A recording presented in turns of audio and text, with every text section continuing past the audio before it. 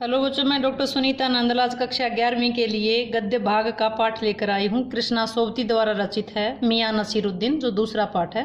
पहला पाठ आप पढ़ चुके हैं। पाठ का सारांश देखिए। कृष्णा सोबती द्वारा रचित मियां नसीरुद्दीन एक शब्द चित्र है जिसमें लेखिका ने खानदानी नानबाई मियां नसीरुद्दीन के व्यक्तित्व के विभिन्न पक्षों को उजागर किया है। नानबाई अनेक प्रकार की रोटियां बनाने और बेचने वाले को कहते हैं, जो नान बनाने वाले यानी कि रोटियां बनाने वाले। एक बार लेखिका दोपहर के समय जामा मस्जिद की तरफ मटिया महर के गडैया मुल्ले की ओर जाती है। वह एक सामान्य सी अंधेरी दुकान पर आटे को गूंथता देख करके रुक जाती है।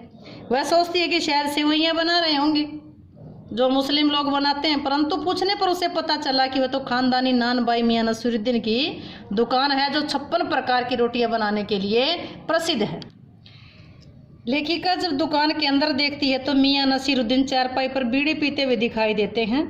वे अच्छी उम्र के यानी कि अच्छी उम्र के पक्के कारीगर दिखाई दे रहे थे। लेखिका को ग्राहक समझकर उसे बुलाते हैं तो वह झिझक कर उनसे कहती है कि यदि आपके पास समय हो तो मैं आपसे कुछ सवाल पूछें। मियां नसीरुद्दीन ने स्याही अंदाज में हाँ कह दी। साथ ये भी पूछ लिया कि कहीं पत्रकार तो नहीं है, क्योंकि अखबार निकालने और पढ़ने वाले दोनों को बेकार व्यक्ति समझते हैं। लेखिका उनसे पूछती है कि उन्होंने अनेक प्रकार की रोटियां पकाने की शिक्षा कहाँ से प्राप्त की। मियां ने उत्तर दिया कि ये तो उनका खानदानी पेशा है। ये कार्य उन्होंने अपने पिता से सीखा। पिताजी की मृत्यु के बाद उन्होंने ये धंधा संभाल लिया। उनके पिता मियां बरकत शाही नानबाई गडैया वाले के नाम से प्रसिद्ध थे। उनके दादा आला नानबाई मियां कलन के नाम से जाने जाते थे।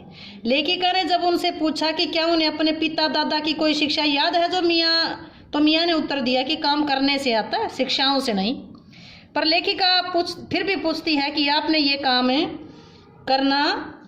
काम करना शुरू किया तो आपके पिता ने आपको कोई तो सीख जरूर दी होगी।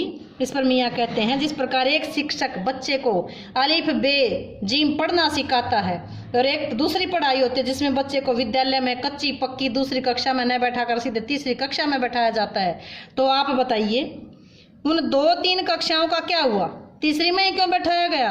लेखिका जब इस उत्तर का जवाब नहीं दे पाती तो वे समझाते हुए कहते हैं कि हमने पहले बर्तन धोना, भट्टी बनाना, भट्टी जलाना आदि सीखा, तो अंत में नानबाई का कार्य सीख पाए। लेखिका ने उनसे पूछा कि आपने खानदानी नानबाई होने की बात कही थी, क्या यहाँ और भी नानबाई हैं। इस पर मियां ने बताया कि हैं तो बहुत, परंतु वे खानदानी नहीं हैं। उन्होंने कोई पुरानी बात याद करते हुए कहा कि एक बार बादशाह ने हमारे बुजुर्गों से पूछा था कि क्या वे कोई नई चीज़ खिला सकते हैं, तो बादशाह की आज्ञा से उन्होंने ऐसी चीज़ बनाई थी जिससे जो ना आग से पकी न पानी से बनी। लेखिका के उस चीज़ के बारे में पूछने पर मियां ने केवल इतना ही कहा कि इन्हें पूछिए, क्योंकि खानदानी नानबाई तो कुएं में भी रोटी पका सकता है। इस पर लेखिका ने पूछा कि उनके बुजुर्गों ने शाही बावर्ची खाने में तो काम किया था, भाई किसके उसमें किया था। इस पर मियां ने उत्तर दिया कि ये बात तो पहले हो चुकी है। तब लेखिका बादशाह का नाम पूछते कि कौन से बादशाह के काल में। मियां नहीं बता पाते और जब लेखिका बहादुर शाह जफर का नाम लेती है तो मियां खींच कर कहते हैं कि उन्हीं का नाम लिख लीजिए।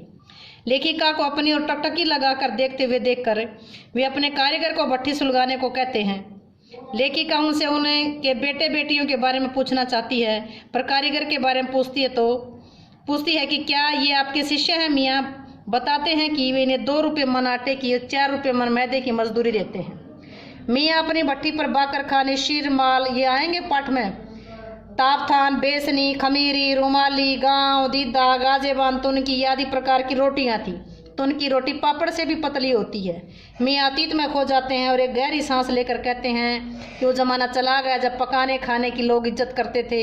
अब तो तंदूर से निकली, खाई और बस सब समाप्त हो गया, यानी कि पुराना जो व्यवसाय है उसकी कोई कदर नहीं करता। ये था पाठ 2 मियां नसीरुद्दीन। आपको अच्छे से समझ आया होगा।